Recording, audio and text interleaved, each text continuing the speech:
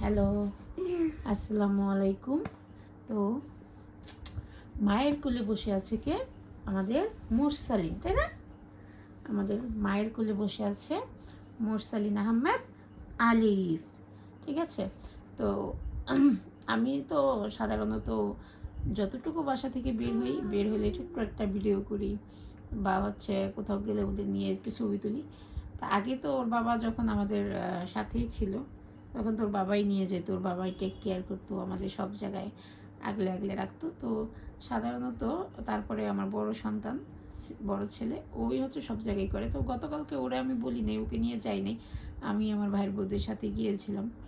তো গতকালকে যে তোমার ভাইয়ের বউদের সাথেও বাচ্চা ছিল, তো সব কিছু মিলে আমি কখনো বেখেয়ালি হই না। গতকালকে কিভাবে যে কথায় কথায় বেখেয়ালি হয়ে গেলাম। মোরসালিন রাস্তার ওই পারে একা পড়ে গেছিলো। হঠাৎ করেই একটা বাইক ছিল, ওরা আমি বলতেছি ওই পাশে দিয়ে আরেকটা বাইক আসতেছিল, আমি খেয়াল করিনি। ওই বাইকটা ওর এখান দিয়ে ঘেঁষে গেছে। তো ওইটার ভিডিও ক্লিপ আমার কাছে আছে। তো তখন থেকেই হচ্ছে আমার খুব কষ্ট লাগতেছে, আমার খারাপ লাগতেছে। মানে যেহেতু আমার বড় ছেলেটা একবার অ্যাক্সিডেন্ট করছিল, তখন তো একটা ভয় পাইছি। গতকালকে এসে আমি আরেকটু ভয় পেয়ে গেছি। তো মহান আল্লাহর রহমতে আমার ছেলেটার কিছু হয় নাই। আমার ছেলেটাও অনেক ভয় পাইছে, কারণ আজকে ঈদের ৩য় দিন, আমরা কেউ বাসা থেকে বের হইনি, বাসায় আসি, তাই না মুরসালিন? আমরা কেউ বাসা থেকে বের হইনি, বাসায় আসি। আসলে এটা মুরসালিনও ভয় পেয়েছে, আমিও ভয় পেয়েছি।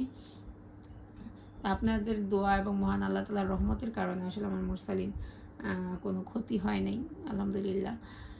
তো আমি এই ভিডিও করার একটাই কারণ, সেটা হচ্ছে যে আমার কথা হচ্ছে কি, যেহেতু উপশহরের ভিতর সাইডে মানুষ, মহিলারা বিশেষ করে যারা দূরে কোথাও যেতে পারে না, যেমন ধরেন কেউ চাইলেই কক্সবাজার যেতে পারে না, কেউ চাইলেই হঠাৎ করে কোনো দূরে কোথাও ঘুরতে যেতে পারে না, তাদের জন্য কিন্তু আমাদের শিবচরের ভিতরে তাদের জন্য কিন্তু উপশহরটা ঘোরার জন্য বেস্ট জায়গা। কারণ 50 টাকা, 60 টাকা, 70 টাকা গাড়ি ভ্যান ভাড়া লাগে, শিবচর থেকে যায় ওখানে, একটু নিরিবিলি জায়গা, একটু ঘুরে, একটু ছবি তুলে, বাচ্চারা একটু বসে খেলাধুলা করে।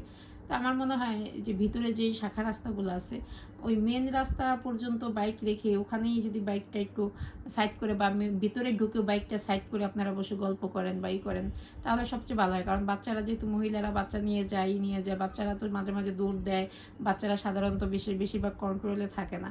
ওখান দিয়ে যদি আপনারা বাইক নিয়ে যান, যদি বাইকের স্পিডটাও একটু কম থাকে, সেটাও কিন্তু অনেক ভালো হয়। কিন্তু কিছু কিছু বাইকাররা দেখি এত স্পিডে বাইক চালায়। তো যাই হোক, আমি তো আমার সন্তানকে মহান আল্লাহ তাআলা রহমত করেছেন, কিছু হয় নাই। তো যারা, যে সমস্ত আপুরাই হচ্ছে বাচ্চা নিয়ে যাবেন, আপনারা খুব যত্ন সহকারে থাকবেন, আমার মতো গতকালকের মতো বেখেয়ালি হবেন না। তো মহান আল্লাহ তাআলার রহমতে আমাদের মুরসালিন ভালো আছে। তো আপনারা একটু সাবধানে থাকবেন সবাই, এই কারণেই হচ্ছে আমাদের ভিডিওটা করার। মুরসালিন অনেক ভয় পেয়েছে। ভয় পেয়েছো বাবা? অনেক ভয় পেয়েছো? অনেক ভয় পেয়েছো? সে আজকে নামাজও পড়ছে, আল্লাহর কাছে শুকরিয়া আদায় করছে, তাই না? কি বলছো? জোরে বলো, কি বলছো? কি বলছো? জোরে বলো। আলহামদুলিল্লাহ। হ্যাঁ, আজকে আমার বাবাটা বলছে, আল্লাহ আলহামদুলিল্লাহ, আমাকে তুমি কোনো ক্ষতি করো নি, না? এখন হচ্ছে ওর বাবা যদি থাকতো, ওর বাবাই নিয়ে ঘুরতে যেত, আমার আসলে এত প্যারা নেওয়া লাগতো না। এখন হচ্ছে ও তো ছোট মানুষ, ওর তো একটু ঈদের ড্রেস পরতে ইচ্ছে করে, ওরও তো একটু বাইরে যেতে ইচ্ছে করে। কি করব বলেন, বাচ্চাদের নিয়ে আসলে ওদেরও মন চায়, ওরা তো হচ্ছে জ্ঞান আমার কাছেই করে, আমাকে নিয়ে ওদের নিয়ে বের হতে হয়। তো সব কিছু মিলাই আসলে কি বলার কি আছে বলেন। তবে তো একটা কথাই বলবো, যে যাদের মনটা হচ্ছে অস্থির অস্থির, তাদের একটু শান্ত হওয়া উচিত।